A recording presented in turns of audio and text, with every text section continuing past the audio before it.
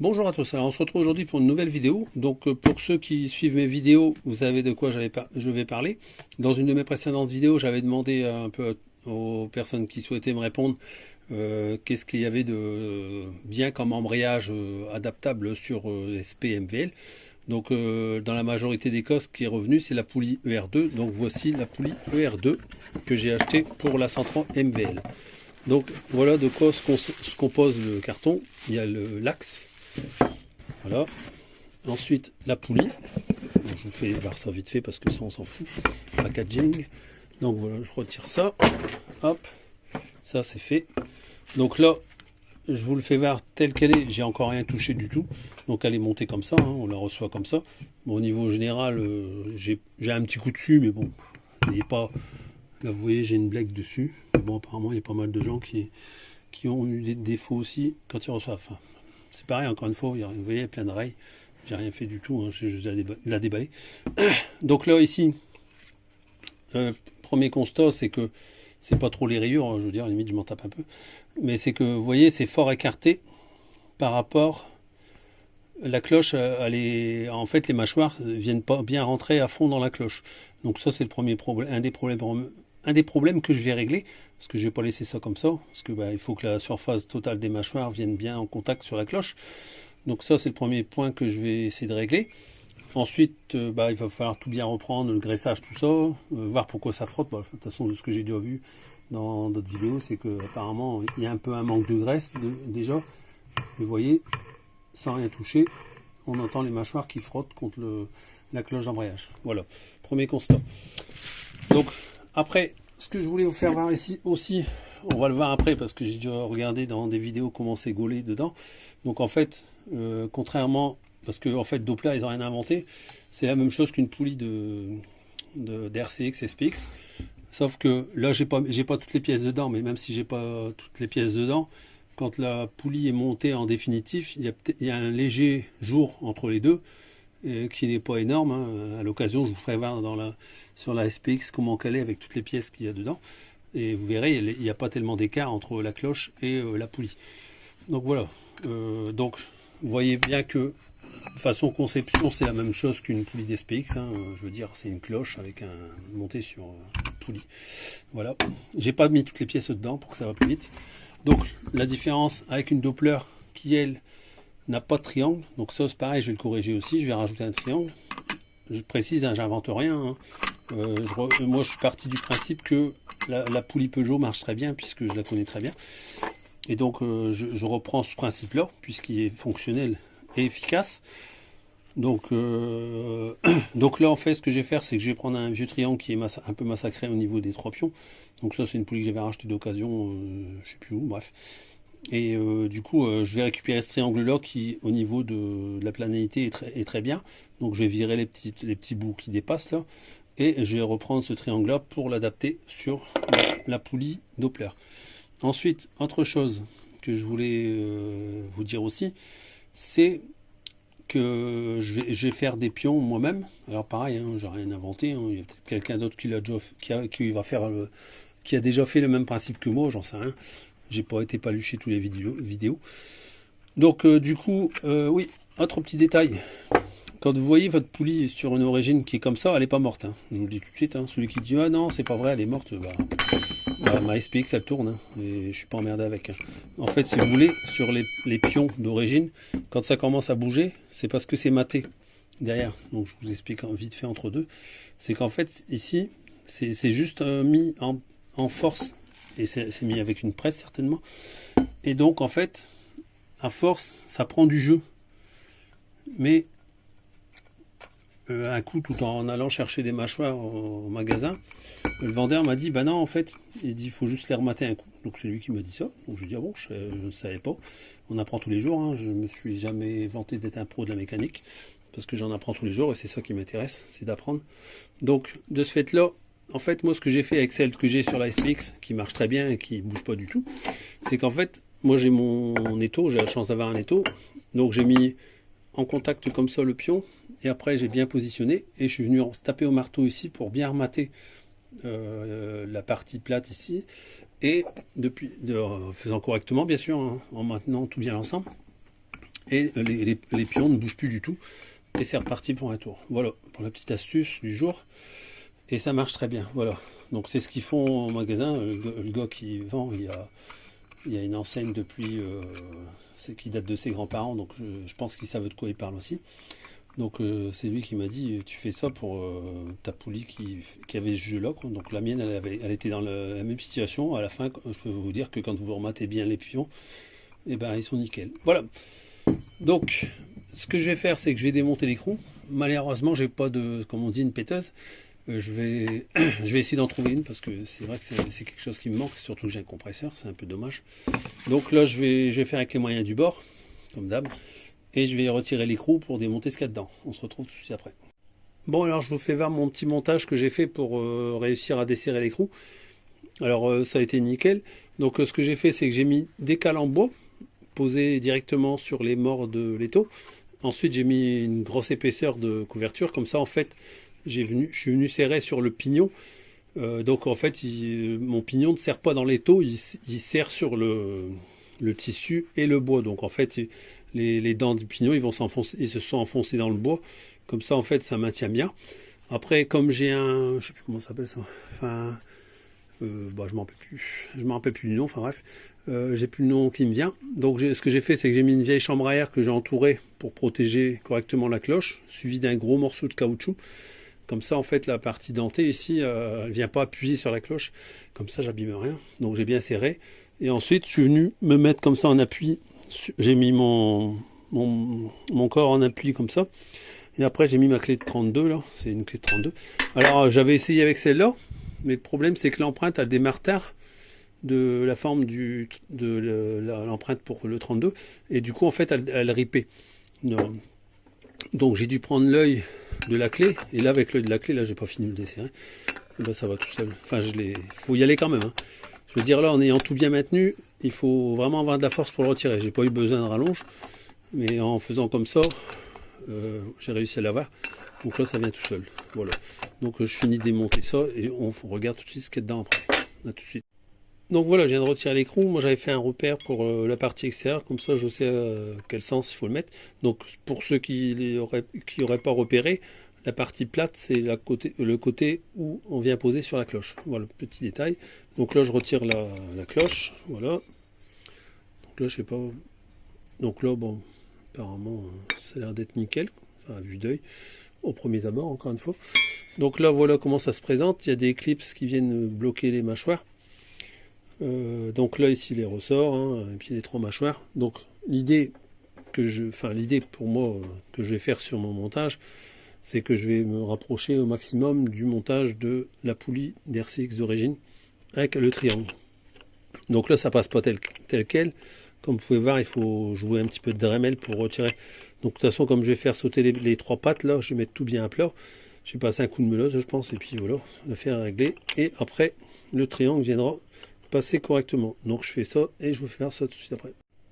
Ouais, je vous fais voir un petit détail. En fait, comme pas mal de gens ont déjà pu le voir sur la mâchoire, bah c'est fait à la meuleuse. En fait, c'est vraiment dégueulasse. Enfin, franchement, j'essaie de zoomer pour vous faire voir au maximum. Donc vous voyez, c'est vraiment des coups de meule qui sont mis pour ajuster les mâchoires d'embrayage. Donc c'est vraiment bien dégueulasse. C'est hallucinant de voir ça. Enfin bref. Donc là voilà, je viens de finir de reprendre le triangle. Donc j'ai viré les 3 petites pattes, tout ce qu'il y avait encore. Donc là vous voyez, ça passe nickel. Et c'est bien enfoncé dedans. Vous voyez, les 3 axes sont bien en face. Et je peux le rentrer aisément. Voilà. Donc là maintenant, ce que je vais faire, c'est que je vais démonter. Donc les colonnettes vont sauter. Je vais virer les clips, les ressorts et les 3 mâchoires. Et après, je vais vous faire voir comment je vais procéder pour faire le montage final. Alors voilà, moi je vais faire mon montage avec ce qu'on appelle des manchons filetés. Donc là, c'est des manchons filetés M6 par 20. Donc ils font diamètre 6 de la vis intérieure. Et la longueur, ils font 20 mm. Alors, ce qu'il faut savoir, c'est que ces manchons-là, ils sont à 10 mm de diamètre extérieur, contre 9 mm pour les colonnettes d'origine. Donc, ce que j'ai fait, c'est que je les ai réduits à 9 mm. Donc là en fait je vais vous faire voir vite fait. Donc là vous voyez les deux de gauche qui sont modifiées et celle de droite qui n'est pas modifiée. Donc il n'y a vraiment pas grand chose à retirer, il n'y a qu'un millimètre à retirer. Donc voilà ce que ça donne. Ça ne rend pas tellement sur la vidéo, mais bon. Donc voilà. Donc comment je les ai reprises. Donc vous voyez, ça fait propre lorsque c'est fini. Donc c'est pas compliqué, hein. J'ai fait un truc tout con. J'ai pris ma perceuse, je l'ai mis dans l'étau, j'ai mis un bout de tige filetée, et là c'est la dernière que je viens de faire. Il faut que je fignole encore un peu. Et en fait, bah, je suis venu limer. J'ai mis ma lime comme ça. Je l'ai mis comme ça, et puis j'ai limé comme ça, hein, tout simplement. Hein. Pas chercher midi à 14h, comme on dit. Donc j'avais commencé avec celle qui était fort râpeuse, pour finir après avec la demi-douce, et après je finis à la toile émerie, papier à poncer un peu plus épais, pour vraiment rendre très... Après je finis au papier à poncer à l'eau, comme ça rend très lisse, là j'ai encore fini en papier à l'eau, et vous le mettez comme ça, et puis voilà, ça va nickel. Alors ensuite, ce que j'ai pris des vis comme ça, j'avais encore des vis comme ça, donc des vis à tête fraisée avec empreinte BTR. Donc là en fait elles font 20 mm de long, je vais les couper à 10 mm, et là j'ai pas encore coupé, hein, parce qu'en fait comme c'est des 20 mm les manchons, je vais pas avoir beaucoup de filetage pour de l'autre côté, je vous expliquerai pourquoi après. Donc là en fait si je coupe à 10 mm, j'arrive à peu près à mon ongle ici, une fois vissé à fond. Donc le montage sera comme ça. Donc là, savoir que je vais mettre du frein de filet pour la vis noire. Là ici, je vais passer un coup de perceuse dessus pour faire un chanfrein, pour épouser vraiment l'empreinte ici. Comme ça, je vais noyer la tête de vis. En fait, c'est pour ça que je peux mettre des vis comme ça. Et du coup, ça va donner ça une fois monté. Mais là, vous voyez, j'ai un petit peu à récupérer. Il faut que je passe un coup de perceuse avec un gros fourret pour chanfreiner pour arriver à avoir une tête de vis noyée. Donc le montage sera fait comme ça. Donc, vous voyez, ça coulisse bien dedans, hein, je suis à la bonne dimension. Et en fait, moi je ne vais pas utiliser de serre clips, je vais me servir de la vis là ici, qui sera montée, comme je vous l'ai dit, avec du frein de filet. Et l'autre côté, je viendrai remettre une vis de l'autre côté. Là, de l'autre côté, je mettrai une vis BTR qui viendra se prendre à travers le plateau et visser dans le plateau. Comme ça, en fait, pourquoi j'ai fait comme ça? Je ne touche à rien de la poulie d'origine. Si je voudrais remettre la poulie complètement d'origine, je peux repasser avec la poulie d'origine. J'ai rien besoin de modifier. Donc la poulie, elle, ne sera en aucun cas modifiée. C'est pour ça que j'ai opté pour cette solution-là. Alors, je fais voir mon montage une fois fini avec une vis. Mais bon, avec les 3 vis, ce sera le même résultat. Donc là, je vous explique tout. Donc ne me demandez pas dans les commentaires, je vais tout vous expliquer. Donc j'ai pris des vis comme ça, des vis BTR, donc c'est du M6. Et la longueur sous tête, il faut prendre, là c'est une 35, il faut prendre des 30. Et il faudra peut-être l'ajuster à 29, c'est à vous de voir après. Donc, donc 29 à peu près, entre 29 et 30 qu'il faut de longueur sous tête. Donc prenez des 30, avec des 30 vous serez à peu près bien, au pire vous devrez limer un petit peu le bout. Voilà pour les vis, ça c'est les vis qui arrivent de ce côté-là. Après j'ai mis des rondelles, comme on dit, éventail. Donc j'ai mis des petites rondelles éventail comme ça. Bon, celle-là elle est un peu rouillée mais bon, on s'en fout. Et comme ça en fait ça vient bien bloquer de ce côté-là. Et le fait de rester avec 6, comme ici les trous c'est des filetés de 6, je ne touche à rien de ma poulie comme je vous ai expliqué. Donc là en fait ça me permet de visser dedans et en même temps de visser par derrière.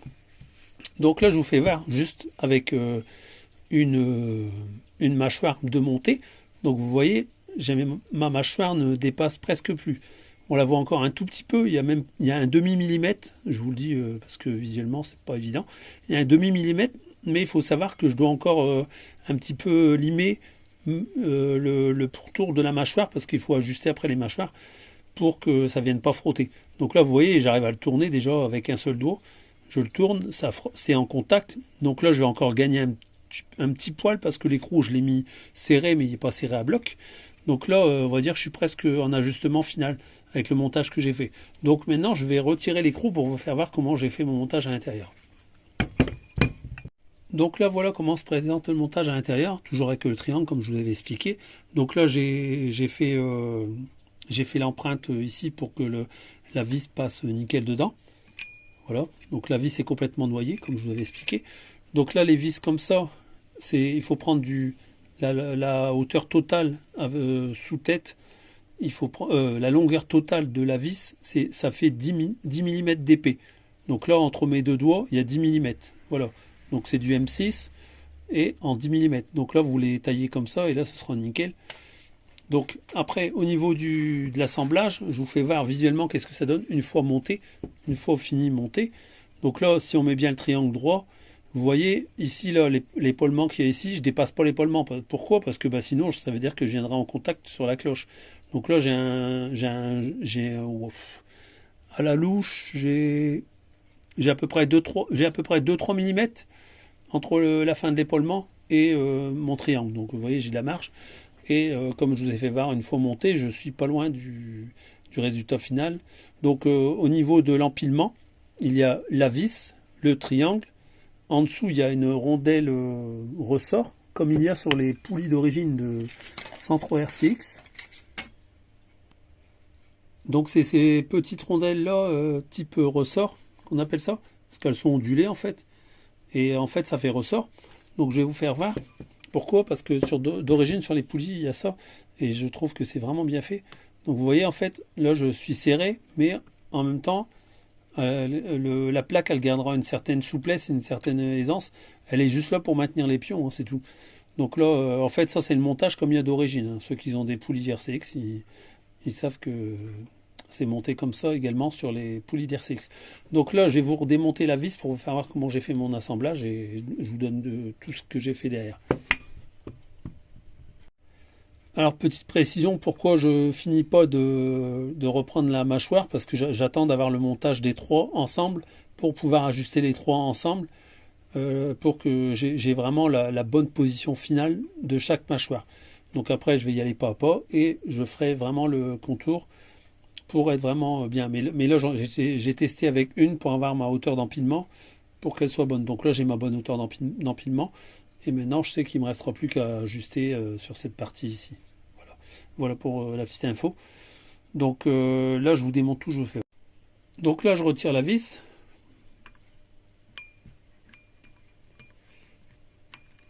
Voilà. Donc, il y a la vis, bien entendu. Il y a le triangle dans l'empilement. Ensuite, vient la rondelle ressort. Comme je vous ai dit, comme ça, elle vient bien en contact. Et en même temps, elle permet une meilleure stabilité indirectement de la mâchoire. Enfin, pas grand chose, bien sûr, vu que c'est un petit ressort. Et ensuite, je retire la mâchoire. Et voilà tout mon plot complet, comment il est constitué. Donc, vous voyez ici, là, ici, j'ai mon manchon fileté. Et là, j'ai les rondelles ici. Donc, les rondelles, c'est des 6 par 18 que j'ai prises. Donc, pourquoi j'ai pris ça? Je vous fais voir tout de suite. Donc là, c'est le pion d'origine de la poulie Doppler. Et là, ici, vous avez, je vais vous positionner correctement, vous avez les rondelles que j'ai posées, donc les 6 par 18. Donc vous voyez, au niveau de l'assise, j'ai une meilleure assise avec mes rondelles que j'ai mises. Donc ça donne une meilleure stabilité aux mâchoires. Il y a moins d'oscillations, on va dire quand on est de profil, ça fait moins ça. Parce que franchement, quand je l'ai monté, c'était vraiment... ça avait une sacrée oscillation. Donc au niveau du manchon cylindrique ici, là, donc là j'ai descendu à peu près à 17,5. Mais après, ça à vous ajuster. En gros, ce qu'il faut, c'est que, je vous refais voir bien, je donne peut-être beaucoup de détails, mais ça m'évitera de mettre dans les commentaires. Donc là, ici, j'ai ma mâchoire qui rentre, voilà, nickel. Et, vous voyez, j'arrive à fleur de la mâchoire. En gros, c'est votre repère, c'est les mâchoires. Hein. Donc on ne sait jamais, parce que suivant les modèles, peut-être qu'il y a des différentes épaisseurs. Donc ce qui fait foi, c'est vos mâchoires que vous avez, vous, sur votre poulie. Pas ce que j'ai moi sur ma poulie, parce que il peut que suivant les constructions, il y a 1 millimètre d'écart, bah, vous allez me dire ça va pas. Alors moi je l'ai ajusté, là vous voyez je suis quasiment à fleur. Et comme ça ma vis elle vient bien se visser, et elle vient bien, on va dire toute la partie fraisée, elle vient bien épouser le triangle, et elle est bien vissée dessus. Voilà, donc ça c'est l'empilage. Alors, trêve de bavardage. Donc derrière j'ai empilé en épaisseur, je vais vous donner l'épaisseur. De toute façon, je vous donne tous les codes. Je prends du temps pour donner tous les codes, comme ça au moins, vous n'avez pas besoin de me leur demander dans les commentaires. Donc là, du coup, ce qui fait que ma hauteur totale avec le pion, mais ça dépendra de vos réglages, hein, après ça dépend d'une poulie à l'autre. Là, je suis à... Attends, je vois rien du tout. Alors, je suis à 27, un peu plus de 27 mm de hauteur pour la hauteur comme ça ici. D'accord? Bon, alors ensuite, je vais vous faire voir en hauteur. Donc là, en hauteur de... Je suis un peu plus de 9 mm de rehausse, on va dire, au niveau des rondelles. J'ai un peu plus de 9 mm. Donc après, ça dépendra des rondelles que vous avez, hein. Puis après, ça à vous à ajuster. Mais pour le principe de montage, au moins, vous savez comment j'ai fait. Donc, je réexplique. Là, ici, on a la vis BTR qui vient dans le filetage ici. Elle arrive à peu près jusque mon ongle ici. Comme ça, après, l'autre, elle va dedans. Et il y a un jour entre les deux pour éviter que les deux têtes de vis, elles viennent se toucher. Et du coup, j'ai pas de contact entre les deux. J'ai à peu près 2-3 mm de battement entre les deux. Donc ça, c'est à vous ajuster pour que vous tombez pile poil. Donc là, comme vous pouvez voir, j'ai serré, ça bouge pas.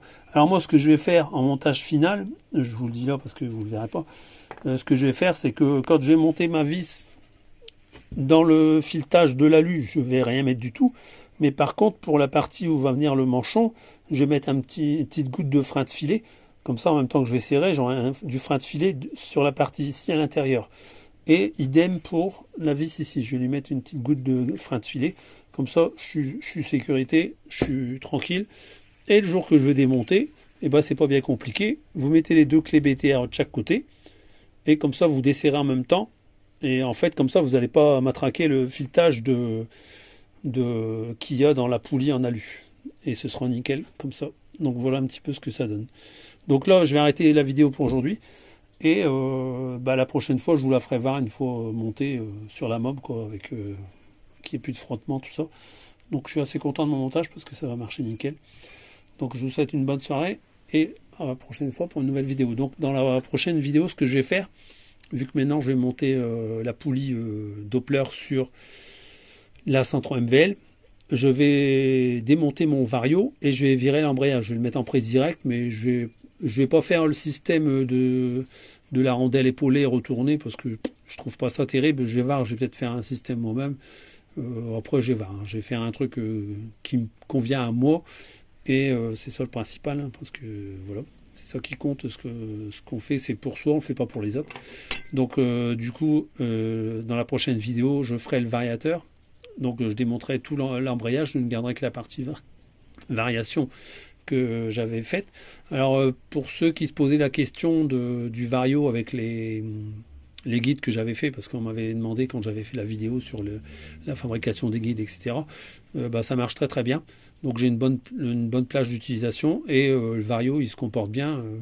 Si vous n'avez pas vu ma vidéo dernièrement sur l'essai, on voit que le Vario il y a une bonne plage de variation et il est très fluide. Donc voilà. Donc la prochaine vidéo, poulie montée sur la mob avec aussi toute l'explication pour le passage en prise directe du Vario, vu que maintenant je serai avec la poulie Doppler. Allez, je vous souhaite une bonne soirée, à bientôt.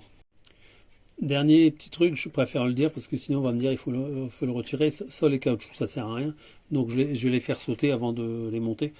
Donc vous n'êtes pas obligé de les laisser, ça ne sert pas à grand chose. Voilà. Parce que en fait, ça va faire juste ouvrir un peu plus la mâchoire vers la cloche. Donc je les retire parce que plus c'est rapproché du centre et mieux c'est. Comme ça, ça donne un certain retard supplémentaire pour l'accroche des mâchoires d'embrayage. Voilà, allez, bonne soirée, salut.